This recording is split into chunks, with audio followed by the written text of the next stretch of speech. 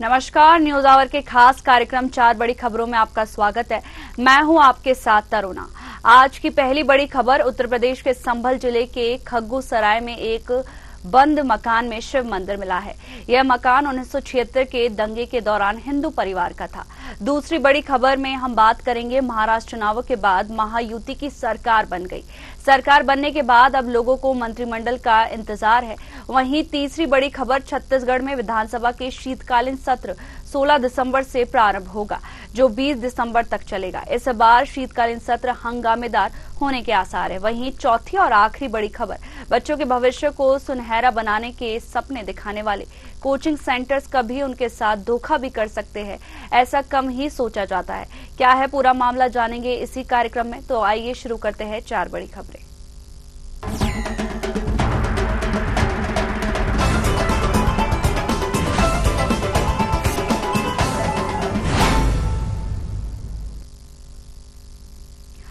उत्तर प्रदेश के संभल जिले के खग्गू सराय में एक बंद मकान में शिव मंदिर मिला है। यह मकान 1976 के दंगे के दौरान हिंदू परिवार का था। बाद में इसको बेच दिया गया। बताया जा रहा है कि तब से यह बंद पड़ा था। संभल के शाही जामा मस्जिद क्षेत्र में शनिवार सुबह जिला प्रशासन ने अतिक्रमण और बिजली चोरी के खिलाफ बड़े पैमाने पर अभियान चलाया। इस दौरान 46 साल से बंद भगवान शिव का मंदिर खुलवाया गया। यह मंदिर खग्गू सराय इलाके में एक बंद मकान में पाया गया, जो 1976 के दंगे के दौरान हिंदू परिवार का था।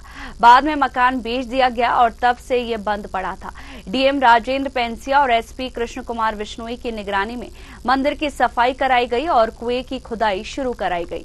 डीएम पेंसिया ने बताया कि मकान के मालिकाना हक को लेकर जांच की जा रही है। साथ ही शाही जामा मस्जिद क्षेत्र में अतिक्रमण हटाने और बिजली चोरी रोकने के लिए सख्त कार्रवाई जारी है।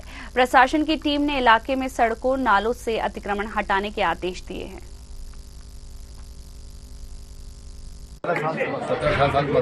17-18 साल से ये मत मान के चलें कि जो 78 में दंगा हुआ उसके इस बात में बताया जा रहा है कि इसके बाद तो थे यहाँ पे। अच्छा, कौन कौन से यहाँ मंदिर हैं सर अभी इस वक्त जो निकले हैं? तो अभी हनुमान जी का मंदिर है, और शिव जी का मंदिर है, हनुमान जी का मंदिर है, शिव जी का मंदिर है।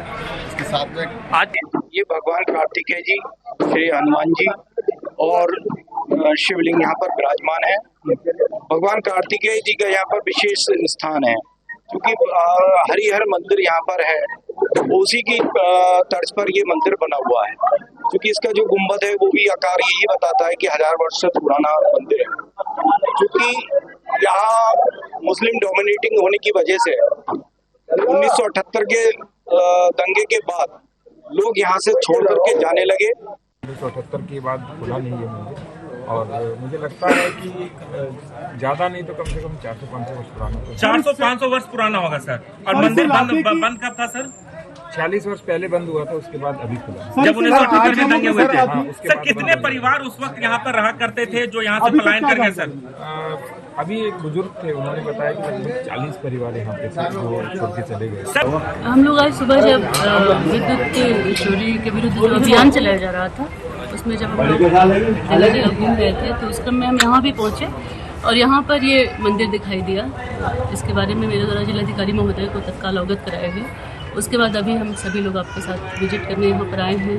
तो इस मंदिर को खुलवाया गया और पाया गया कि अंदर इसमें मूर्ति है और हनुमान जी की और शिवलिंग की। कब से बनता है मंदिर को? यहाँ के स्थानीय लोगों के द्वारा बताया गया है। कुछ यहाँ पर हिंदू परिवार थे और वो बता रहे थे कि 1978 से ये मंदिर बना। वहीं इस खबर पर ज्यादा जानकारी के लिए हमारे साथ संभल से संवाददाता रामपाल सिंह जुड़ गए। रामपाल, बंद मकान में भगवान शिव का मंदिर मिला है और ये 46 साल बाद खोला गया है, क्या है इसका रहस्य? देखिए, मैं बता दूं, 24 तारीख को हिंसा के बाद प्रशासन सतर्क नजर आया। जहां प्रशासन की संयुक्त टीम ने यहाँ लगातार कार्रवाई की जा रही है। जहां विद्युत विभाग के कई मकान, वहां विद्युत की चोरी की जा रही थी, उसके लेकर यहाँ प्रशासन सुबह 5 बजे से ही जैसे ही पहुंचा है, वहां पर जहां पर ये जो खग्गू सराय इलाका बोला जाता है, जो मुस्लिम बाहुल्य क्षेत्र है, जहां 78 के दंगे में जहां सर हिंदू समुदाय के लोग जो यहाँ से पलायन करके चले गए थे, उस दंगे में 78 में जो दंगा हुआ था उस टाइम 25 से 30 लोग मारे गए थे। जबकि हिंदू पक्ष के लोग हैं को 100 से अधिक लोगों की मौत होने की पुष्टि कर रहे हैं, बात कर रहे हैं। लेकिन यहाँ एडिशनल एसपी हैं, सीओ हैं और जो वंदना मिश्रा है, एसडीएम है, इनके अहम भूमिका इस कार्रवाई में रही है। जो मंदिर के लिए खुलवाया गया है, आज यहाँ पर जो 4 बजे का टाइम है, देखिए मैं अपने कैमरामैन से कहूंगा, मैं अपने सहयोगी से कि मेरे साथ साथ आएंगे। यहाँ पर जो मंदिर की जो पूजा अर्चना है मंदिर में की जा रही है, मैं वो उन तस्वीरों को दिखाना चाहूंगा जो मंदिर खुलवाया गया है, जहाँ पर तमाम तरह की जो मूर्तियां हैं यहाँ इस मंदिर में विराजमान है। ये प्राचीन मंदिर बताया जाता है, आप देख सकते हैं। मैं अपने सहयोगी से कहना चाहूंगा, ये देखिए यहाँ पर जो चोला चढ़ाया जा रहा है, पूजा अर्चना की जा रही है। यहाँ पर जो लोग हैं लगातार यहाँ पर जुटे हुए हैं, हिंदू पक्ष के लोग हैं। कहीं ना कहीं इस पूजा देखते हुए यहाँ पर पूजा जिस तरीके से की जा रही है, मैं थोड़ा बताना चाहूंगा, तो कहीं ना कहीं हिंदू जो लोग हैं उनमें कहीं ना कहीं खुशी का माहौल देखने को रहा है। पूजा देखिए प्रारंभ हो चुकी है, इस वक्त हम उसी मंदिर में मौजूद हैं। तो यहाँ पर मंत्रों का उच्चारण किया जा रहा है, जहाँ पर कहीं ना कहीं इससे कहीं ना कहीं जो खुशी का माहौल लगातार देखा जा रहा है। तो ना आप देख सकते हैं तस्वीरों के माध्यम से पूजा की जा रही है यहाँ पर मंदिर में, और यहाँ प्रसाद वितरण किया जा रहा है। हनुमान जी की प्रतिमा और नंदी विराजमान है, भगवान शिव की जो शिवलिंग है वो भी विराजमान है इस मंदिर में। तो कहीं ना कहीं हिंदू पक्ष के लोगों में कहीं ना कहीं खुशी का माहौल तो देखा ही जा सकता है, क्योंकि तो ना ये देखो इस वक्त खुशी का माहौल है। ये 40 वर्ष बाद आज मंदिर जो है देखने को मिला है, खुला है, तो खुशी जाहिर की बात है कि यहाँ पर खुशी का माहौल देखने को मिल सकता है। देखिए तो मैं बताना चाहूंगा, यहाँ पर देखिए किस तरीके से यहाँ पूजा अर्चना जो मंदिर के जो महंत हैं कर रहे हैं इस वक्त, और जो पलायन करके 40 साल बाद, 40 साल पहले, आज से 40 साल वर्ष पहले यहाँ से लोग पलायन करके जा चुके हैं। तो अब जो कुछ ही लोग रह गए हैं, जो 10% यहाँ पर मुस्लिम बहुल क्षेत्र में जो 10% लोग रह रहे हैं, उनमें कहीं ना कहीं आज योगी की सरकार में और मुख्यमंत्री योगी की सरकार में और जो प्रधानमंत्री के नेतृत्व में जिस तरीके की प्रशासन की लगातार कार्रवाई की जा रही है, जिस तरीके 24 तारीख को हिंसा हुई थी, उसके बाद में अब यहाँ पर जो पूजा अर्चना मंदिरों में देखने को मिली है, और तो कहीं ना कहीं इसमें ये देखने की बात है, क्योंकि यहाँ पर जो पूजा अर्चना से कहीं ना कहीं हिंदू पक्ष के लोगों में लगातार ये देखा जा रहा है कि खुशी का माहौल है। लगातार यहाँ पर जो खुशी अपार देखने को मिल रही है लोगों को। जी तोना जी, जैसे देखा जा रहा है कि जो मंदिर है वो 46 साल बाद खुला है, तो इस गांव के अंदर अभी भी कितने लोग यहाँ पे रह रहे हैं, क्योंकि बताया जा रहा था कि 30 से 32 लोग यहाँ से पलायन कर चुके हैं। देखिए मैं बता दूं, यहाँ पर जो पलायन लोग कर चुके हैं, 30 से 32 लोग यहाँ पर पलायन कर चुके हैं। उसके बाद में यहाँ पर कहीं ना कहीं ये जो मंदिर है आज खुलवाया गया है 46 वर्ष बाद, इसमें ताले बंद पड़े पाए गए हैं। तो कहीं ना कहीं जिस तरीके विभाग की संयुक्त टीम जिस तरह की कार्रवाई कर रही थी यहाँ पर, और जो मंत्रों का उच्चारण कर रहे हैं, देखिए मैं अपने मेरे सहयोगी लगातार इस पर दिखा रहे हैं कि किस तरीके से हिंदू पक्ष के लोग हैं, जो हिंदू लोग हैं, वो लगातार यहाँ पर मंत्रों का उच्चारण किया जा रहा है। भगवान जो हनुमान जी हैं उनकी जो प्रतिमा है उनके आगे जो पूजा अर्चना की जा रही है लगातार। जी, देखा जा रहा है कि इस पे डीएम पेंसिया ने भी मकान के मालिकाना हक को लेकर जांच की जा रही है। देखिए मैं बता दूं, यहाँ प्रशासन की जो टीम है वो तो लगातार कार्रवाई कर रही है, लगातार इस कार्रवाई में जुटी हुई है। तो कहीं ना कहीं ये देखा जा सकता है कि जहाँ पर ये हिंदू पक्ष के लोग हैं उनमें खुशी है, तो यहाँ पर जो प्रशासन की कार्रवाई से ये देखा जा सकता है, क्योंकि कहीं ना कहीं ये प्रशासन की अगर सख्ता होती तो 24 तारीख को जो हिंसा हुई है, कहीं ना कहीं उसमें हादसे के शिकार जो अधिकारी हो सकते थे। हमारे साथ देखिए सीओ इस वक्त मौजूद है, जिनकी अहम भूमिका रही है, और जो वंदना मिश्रा है, हम उनसे भी बात करने की कोशिश करेंगे। मैम आज सुबह कितने बजे इस कार्रवाई में पहुंची थी? 5 बजे आ गए थे। तो आज जैसे यहाँ पर जो इस इलाके में जो मंदिर मिला है, तो किस तरीके से देखती हैं आप? हम लोग 5 बजे ही आ रहे थे, विद्युत चोरी अभियान के साथ भ्रमण कर रहे थे, तो फिर यहाँ पहुंचे तो ये मंदिर देखा, तो मैंने इसके बारे में सर को बताया कि हम लोग जब ये अभियान कंप्लीट कर लेते हैं तो ये करेंगे। सर आए तो फिर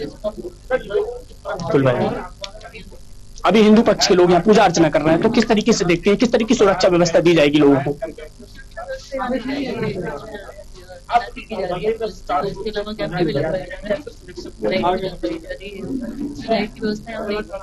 तो ये सब किया जा रहा है। मैम ये संवेदनशील इलाका है, तो इसको देखते हुए क्या क्या और यहाँ पर व्यवस्थाएं जो हिंदू पक्ष के लोगों को किया जा रही है? यहाँ वैसे तो स्थानीय लोगों से बात करेंगे कि सब रास्ता बनी रहे और किसी भी तरह की इस तरह की कोई भी अप्रिय घटना न हो। यहाँ के स्थानीय लोग जो बच चुके हैं यहाँ पर भी सपोर्ट करें, और क्योंकि यहाँ पर आसपास का हिंदू परिवार रह नहीं रहा है, तो जो लोग दर्शन करने आ रहे हैं वो भी अच्छे से दर्शन करें और बिना किसी हुए कोई घटना हुए या किसी तरह की कोई बाधा उत्पन्न की हुई यहाँ पर अपना दर्शन पूजन करें और स्थानीय लोगों का भी सहयोग रहे, तो दोनों तरह से समरसता बनी रहे, इसका प्रयास करें। देखिए कहीं ना कहीं ये प्रशासन के लोग हैं जो वंदना एसडीएम है, जो इनकी अहम भूमिका इसमें रही है। सीओ अनुज चौधरी भी हमारे साथ मौजूद है, तो हम उनसे भी बात करने की कोशिश की। सर किस तरीके से देखते हैं, यहाँ पर आप काफी समय से आप मौजूद हैं, यहाँ लगातार प्रशासन की कार्रवाई चल रही है, सर बता दें लाइव चल रहा है। भाई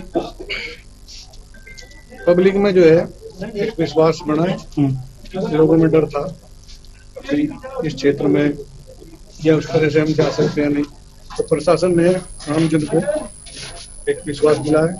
तो जो प्राचीन मंदिर था वो ये मंदिर है, ज्यादा लोगों ने जो लोग इस आसपास क्षेत्र के रहने वाले वो पूजा करना चाहते थे, उन लोगों में बड़ी खुशी है। बाकी ये मेरा सब शांति बनाए रखे और आराम से। सर एक सवाल आपसे है, जैसे ये जो आपकी जो कार्रवाई चल रही है इसमें आपकी अहम भूमिका रही है, तो सबसे पहले आपको बहुत बहुत धन्यवाद देना चाहूंगा। कोई अहम भूमिका मेरी कोई विशेष अलग नहीं है, हमसे प्रशासन का एक हिस्सा है और उसी आधार पर जैसे दिशा निर्देश होते हैं उसी आधार पर। देखिए साफ तौर से प्रशासन के लोगों का जो पुलिस प्रशासन के लोगों का साफ तौर पर कहना है कि यहाँ पर जो कार्रवाई है उससे कहीं ना कहीं उससे जो हिंदू धर्म के लोग हैं उनमें कहीं ना कहीं खुशी का माहौल देखा जा रहा है। और ये 40 साल से मंदिर बंद पड़ा था, उस पर आज प्रशासन ने बड़ी कार्रवाई को अंजाम दिया है, उसके लिए यहाँ पर खुशी का माहौल जताया जा रहा है। प्रसाद वितरण किया जा रहा है, गंगा जल से गंगा जल भी चढ़ाया गया है। यहाँ पर लगातार यहाँ पर जो कार्रवाई है प्रशासन सहयोग कर रहा है लगातार, तो कहीं ना कहीं ये देखा जा सकता है। जी तमाम जानकारी के लिए आपका बहुत बहुत शुक्रिया रामपाल सिंह।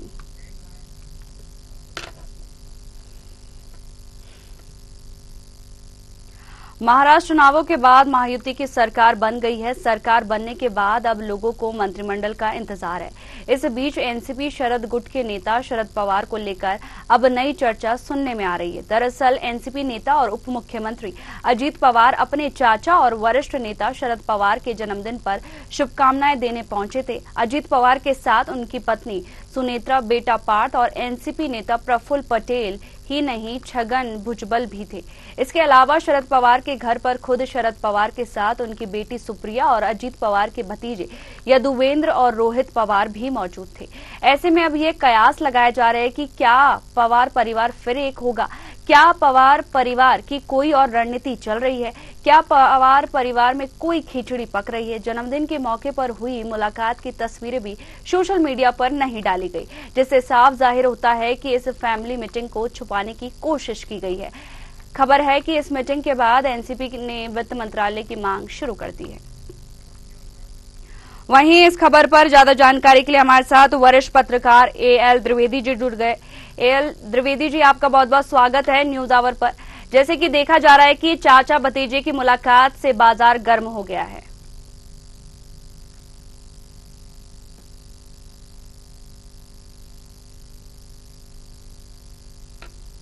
आपकी जो आवाज है वो हम तक नहीं पहुंच पा रही है। निश्चित तौर पर जिस प्रकार से ये जन्मदिन हुआ है और जो मुलाकात हुई है इसमें विभिन्न प्रकार के कयास लगाए जा रहे हैं, क्योंकि कहीं ना कहीं महाराष्ट्र में नया मंत्रिमंडल जल्द से जल्द गठन होना है और विभागों का बंटवारा भी वहां पर होना है। तो ये मुलाकात जो है काफी अहम मानी जा रही है, क्योंकि अभी भी कई ऐसे विधायक हैं जिनको मंत्रिमंडल में शामिल कर लिया है, लेकिन विभाग का बंटवारा नहीं हुआ है। और उम्मीद ये लगाई जा रही है कि 4 से 5 दिन या 2-3 दिन के अंदर ही विभागों का बंटवारा हो जाएगा। जी, देखा जा रहा है कि मीटिंग के बाद एनसीपी के बदले तेवर खुलकर वित्त मंत्रालय की मांग की गई है।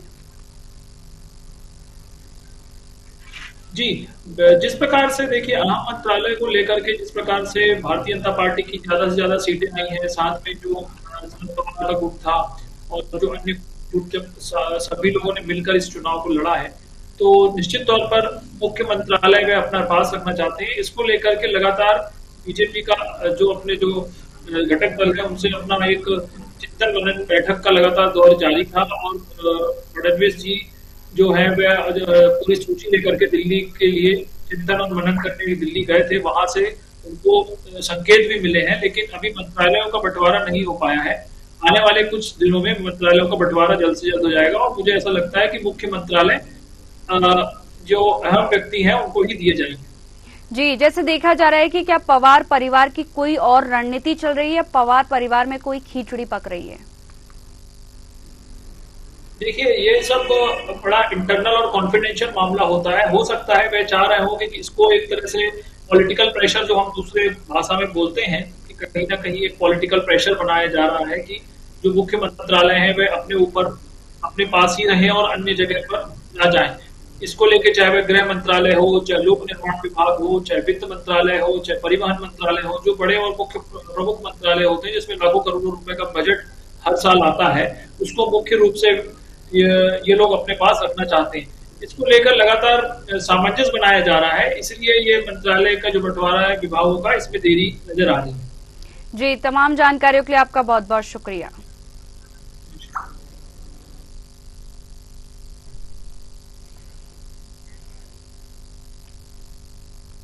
छत्तीसगढ़ में विधानसभा के शीतकालीन सत्र 16 दिसंबर से प्रारंभ होगा, जो 20 दिसंबर तक चलेगा। इस बार शीतकालीन सत्र हंगामेदार होने के आसार है। वहीं विपक्ष के विधायक कर रहे सरकार को घेरने की तैयारी में है।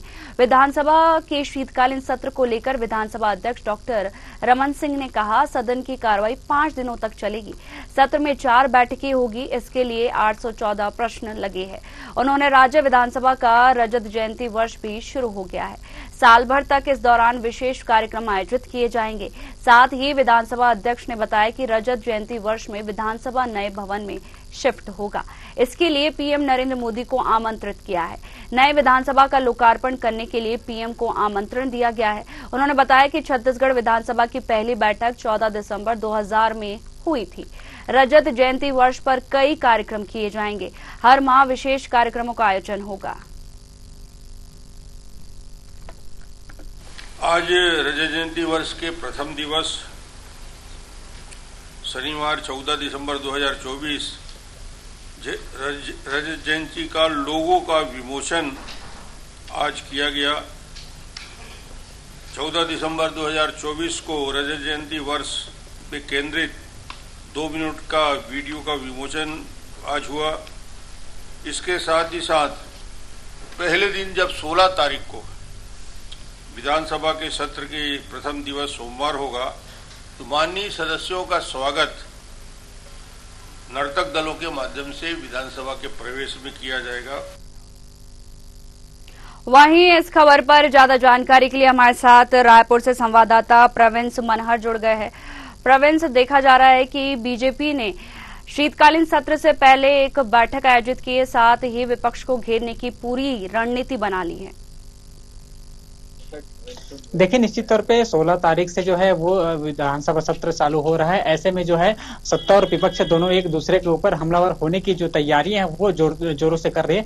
कल ही जो है मुख्यमंत्री के नए निवास नया रायपुर में जो है भारतीय जनता पार्टी की विधायक दल की बैठक हुई। इस बैठक में जो है किस तरीके से जो विपक्ष के विधायकों ने सवाल किए हैं उसको लेकर किस तरीके से जवाब देना है, कैसे विपक्ष को घेरा जाएगा, किन की क्या क्या मुद्दा है जो सदन में गुंजने वाला है, उस पर किस तरीके से जवाब देना है, तमाम मुद्दों को लेकर जो है कल मुख्यमंत्री विष्णु देसाई जो है तमाम जो विधायक हैं, तमाम जो मंत्रिमंडल है, तमाम जो विधायक सदस्य हैं उनको जो है बैठक में दिशा निर्देश दिया गया है। और निश्चित तौर पे जिस तरीके से विपक्ष जो है वो हमलावर होने वाले हैं, चाहे विपक्ष की बात करें तो विपक्ष लगातार जो है कानून व्यवस्था की बात कर रहे हैं, धान खरीदी का मुद्दा है वो सदन में गुंजने की बात करें, ऐसे जो तमाम मुद्दे हैं छत्तीसगढ़ के उसको उठाने की जो है विपक्ष बात कर रही है। कल जो है 15 तारीख को जो रविवार को जो है वो कांग्रेस विधायक दल की बैठक होनी, इस पर जिस तरीके से चर्चाएं होगी कि क्या मुद्दे हैं जो सदन में गूंजने लायक रहेगा, सदन में उठाने लायक रहेगा, चाहे वो कानून व्यवस्था हो या धान खरीदी का मुद्दा हो या फिर प्रधानमंत्री आवास योजना की बात करें, ये तमाम मुद्दे हैं जो विपक्ष जो है विधानसभा में उठाने वाली है, जिसको लेकर भारतीय जनता पार्टी के तमाम जो विधायक मंत्री हैं वो उसको जो है दिशा निर्देश दिया गया है। जी तरुणा जी, देखा जा रहा है कि केंद्रीय गृह मंत्री अमित शाह का जो दौरा है, छत्तीसगढ़ दौरा है, वो भी अहम हो गया है इस दौरान, क्योंकि शीतकालीन सत्र जो कल से शुरू होने वाला है। देखिए, अमित शाह का दौरा निश्चित तौर पे आज रात जो है छत्तीसगढ़ अमित शाह जो है आएंगे। लगभग 10 बजे के आसपास राजधानी रायपुर अमित शाह पहुंचेंगे। उसके बाद जो है वो एक निजी होटल में जो है रुकेंगे और वहां जो तमाम बड़े नेता हैं भारतीय जनता पार्टी के, उनसे मुलाकात करेंगे।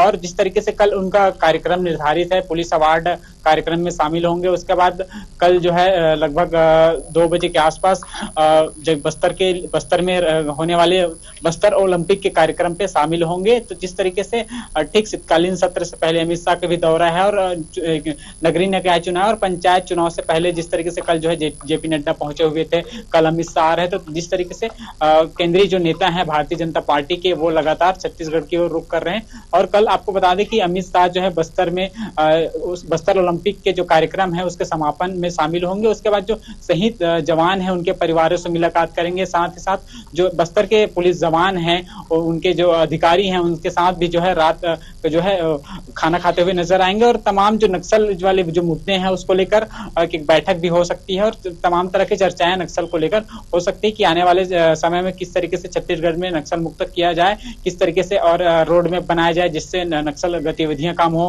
हालांकि अगर हम इस एक साल की बात करें तो एक सालों में लगभग 200 से अधिक जो नक्सली हैं वो मारे गए हैं। 1700 से अधिक जो नक्सली है वो आत्मसमर्पण किया है। तो जिस तरीके से चाहे वो राज्य सरकार की बात करें या फिर केंद्रीय मंत्री, गृह मंत्री की बात करें, वो तमाम जिस तरीके से नक्सल की समस्या हो, नक्सल को लेकर लगातार जो है वो बयान आते रहे हैं। और नक्सल को लेकर उन्होंने जब पिछली बार राजधानी रायपुर पहुंचे थे तब कहा था कि मार्च 2026 तक हम जो है छत्तीसगढ़ को नक्सल मुक्त बनाएंगे। ऐसे में किस तरीके से रोड में हो गए, सबसे बड़ा सवाल है कि आखिर इतने कम समय में नक्सलियों को किस तरीके से मारा जाए। ये तमाम मुद्दे हैं, इस पर जो है चर्चाएं हो सकती हैं। जी तरुण जी, पहले भी जब मीटिंग हुई थी केंद्रीय गृह मंत्री की और जो अदर स्टेट के सीएम थे, उन्होंने ये वादा किया था कि 2026 तक पूरा नक्सलवाद खत्म कर देंगे। और देखा जा रहा है कि छत्तीसगढ़ के अंदर जहां पर नक्सली सबसे ज्यादा है, गृह मंत्री अमित शाह वहां पर रुकने वाले हैं।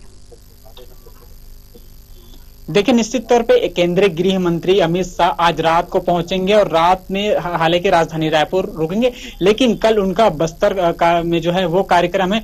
बस्तर छत्तीसगढ़ का सबसे नक्सल प्रभावित इलाकों में से, चाहे जगदलपुर की बात करें, दंतेवाड़ा की बात करें, बीजापुर की बात करें या फिर सुकमा की बात करें, ये तमाम 4-5 जो जिले हैं ये घोर नक्सल प्रभावित क्षेत्र है। ऐसे में अमित शाह का नक्सल प्रभावित क्षेत्रों में जो है रात रुकना एक बड़ी चैलेंजिंग होती है सुरक्षा व्यवस्था को लेकर। ये तमाम तरह की जो बातें हैं कि किस तरीके से उसको सुरक्षा रखा जाए, किस तरीके से कितने लेयर में सुरक्षा होगी, क्योंकि नक्सल प्रभावित क्षेत्रों में जब बड़े जो नेता हैं, बड़े जो नेता वहां पहुंचते हैं तब नक्सल गतिविधियां वो बढ़ जाती है। कल ही जो है मुठभेड़ हुई, परसों भी मुठभेड़ हुआ था जिसमें 7 जो नक्सली हैं वो मारे गए थे। कल जो है 2 नक्सली मारे गए थे। तो ऐसे में जिस तरीके से लगातार नक्सली, जब कोई बड़ा मूवमेंट होने वाला रहता है, जब कोई बड़ा कार्यक्रम होने वाला रहता है, बस्तर में तो नक्सली जो है वो उनका मूवमेंट बढ़ जाता है। ऐसे में एक चैलेंजिंग रहता है सुरक्षा बलों के लिए कि किस तरीके से उस पर जो है काम किया जाए। और क्योंकि केंद्रीय मंत्री हैं, गृह मंत्री हैं अमित शाह, ऐसे में और एक चैलेंजिंग होगा जवानों के लिए। और क्योंकि लगातार सुरक्षा की व्यवस्था की बात करें तो हजारों पुलिसकर्मी सुरक्षा के लिहाज से वहां लगाए गए हैं। और कल जो है आपको बता दें कि जो पुलिस परिवार हैं, जो शहीद जवान के परिवार हैं, वहां के जो जवान हैं, उनके साथ जो है वो डिनर करते हुए नजर आएंगे। जी, तमाम जानकारी के लिए आपका बहुत बहुत शुक्रिया।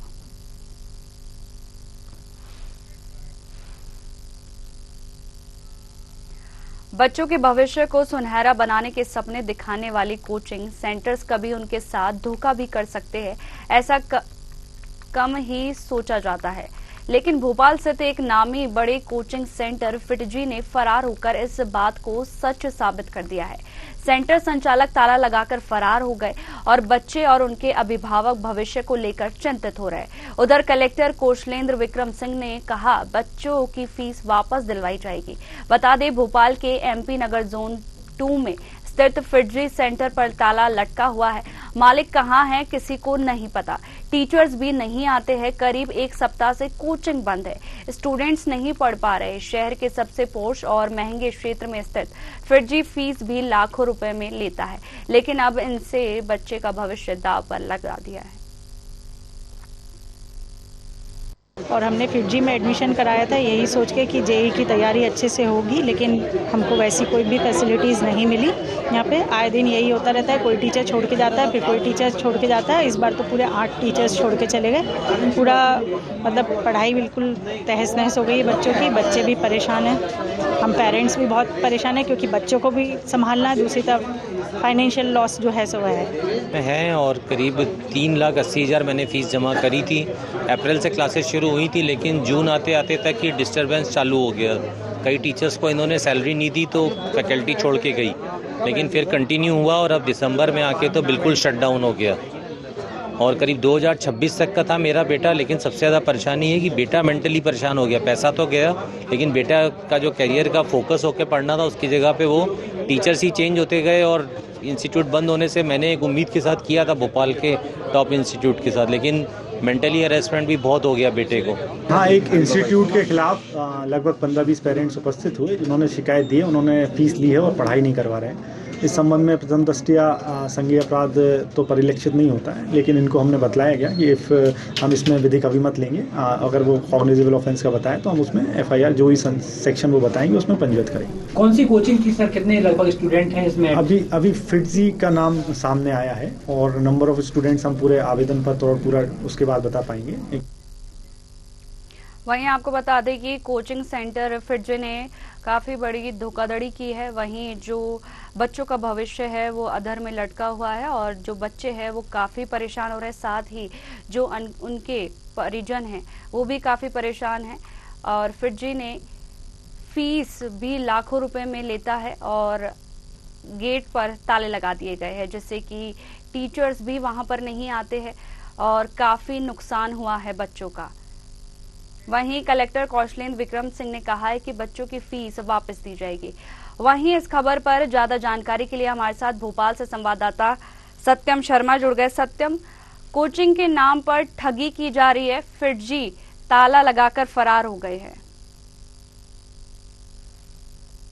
कोचिंगें संचालित की जाती हैं जहां पर पैसे लेकर के जो छात्र है उनके नाम पर ठगी की जाती है। आपको ये भी बता दें कि ये फिटजी का, हालांकि मैं पहले ही बता दूं ये फिटजी का मामला है और फिटजी जो भोपाल में स्थापित है कोचिंग, नामी जामी कोचिंग कई वर्षों से संचालित की जा रही थी, लेकिन इस बीच अप्रैल माह में जब खबरें आई थी कि अप्रैल माह से डिस्टर्बेंस फिटजी कोचिंग में होना शुरू हो गया है, क्योंकि वहाँ के जो फैकल्टी थे उनको सैलरी नहीं दी जा रही थी और सैलरी न देने की वजह से वहां पर फिटजी कोचिंग में जो स्टाफ है वो लगातार चेंज होता रहा, जिसकी वजह से छात्र परेशान होते रहे। इसके बाद देखिए अब 2 दिसंबर से लगातार ये कोचिंग क्लासेस में ताला लगा हुआ है और लगातार जो पेरेंट्स हैं छात्रों के वो परेशान है। तो बताया जा रहा है कि 3 लाख से लेकर के 6 लाख तक फीस जमा की है। फिटजी कोचिंग जो है 9th क्लास से लेकर 12th क्लास तक पढ़ाती थी और ये IIT और JEE की तैयारियां वगैरह तमाम छात्रों को कराती थी। 9th क्लास से ये तैयारियां शुरू करवाई जाती थी, इसके साथ साथ ही स्कूल के भी सब्जेक्ट पढ़ाए जाते थे। लेकिन इस बीच इस तरह से फैकल्टी बदली और फैकल्टी बदलने के बाद और लगातार इरेगुलर हो गया था, क्लासेस इरेगुलर चल रही थी और अब पूरी तरह से क्लासेस बंद हो गई है। यहाँ तक कि जो बच्चे हैं वो मानसिक तौर पर प्रेशराइज है, मानसिक तौर पर प्रेशराइज इसलिए है क्योंकि आने वाले दिनों में एग्जाम होने हैं और ऐसे में कहीं ना कहीं फिटजी की जिस तरह से 4 चरण है उससे समझ में आ गया है कि फिटजी अब चलने वाला नहीं है, या चलेगा भी तो ऐसे तैसे चलता रहेगा, क्योंकि जो कॉन्ट्रैक्ट है वो किया गया है। तो ब्रीच ऑफ कॉन्ट्रैक्ट का भी मामला है। हालांकि इस पर जो परिजन थे वो लगातार अड़े रहे, FIR दर्ज की है संचालक खिलाफ, जो भी फिटजी का संचालक है, क्योंकि दिल्ली से संचालित होती थी, दिल्ली की फ्रेंचाइजी फिटजी की भोपाल में थी, तो ये FIR दर्ज करने पर अड़े रहे। लेकिन ACP जो अक्षय चौधरी है उन्होंने साफ तौर पर कहा कि इसमें अभी संज्ञेय जो परिलक्षित है वो मामला समझ में नहीं आया है, इसकी जांच होगी और जो लीगल एडवाइजर है उनसे एडवाइस लेकर के ही इस पर क्या धाराएं लगानी है, कौन सी धाराओं के तहत इसमें मामला दर्ज करना है वो लिया जाएगा। तो 1 दिन का वक्त जो ACP अक्षय चौधरी है उन्होंने लिया है और साफ तौर पर कहा है कि जो बच्चे हैं उनकी फीस वापस कराई जाएगी और पेरेंट्स को परेशान होने की जरूरत नहीं है, उनके जो समस्या है उसको हल किया जाएगा। कलेक्टर कौशलेंद्र विक्रम सिंह ने भी इस पर संज्ञान लिया। उन्होंने भी कहा है कि कम से कम आप देखिए ये 250 से लेकर के करीब 500 बच्चों छात्रों का मामला है। यहाँ पर हर 9th क्लास में कई बैच चलते थे, 10th 11th 12th यानी 4 बैच चलते थे और 4 बैचों के जो परिजन है करीब 3 लाख से 6 लाख रुपए दे चुके हैं। तो करीब लाखों रुपए परिजनों को लौटाना है और लौटाने के एवज में दूसरी जगह भी उनको परिजनों को चूंकि एडमिशन कराना पड़ेगा, बच्चों को मानसिक दौर से न गुजरे, इस वजह से उनकी तैयारियां इफेक्ट न करे, इस वजह से लगातार प्रयास किया जा रहा है कि जो परेशान परिजन थे वो भी थाने पहुंचे थे, जो कलेक्टर उनके पास भी पहुंचे थे। इसके साथ साथ ही परिजनों को साफ तौर पर कहना था कि उनके जो पैसे उन्होंने जमा किए वो वापस करा जाए, ताकि छात्रों का एडमिशन, वो बच्चों का अपने एडमिशन दूसरी जगह कराएं और इस मानसिक प्रेशर में बच्चे भी ना आए। तो साफ तौर पुलिस और प्रशासन लगातार जुटा हुआ है कि फिरजी के जो भी छात्र हैं उनके पैसे वापस कराए जाएंगे। परिजनों को परेशान होने की जरूरत नहीं। फिलहाल 1 दिन का वक्त लिया गया, इसके बाद हो सकता है कि FIR इस पे दर्ज की जाए। जी, तमाम जानकारी के लिए आपका बहुत बहुत शुक्रिया।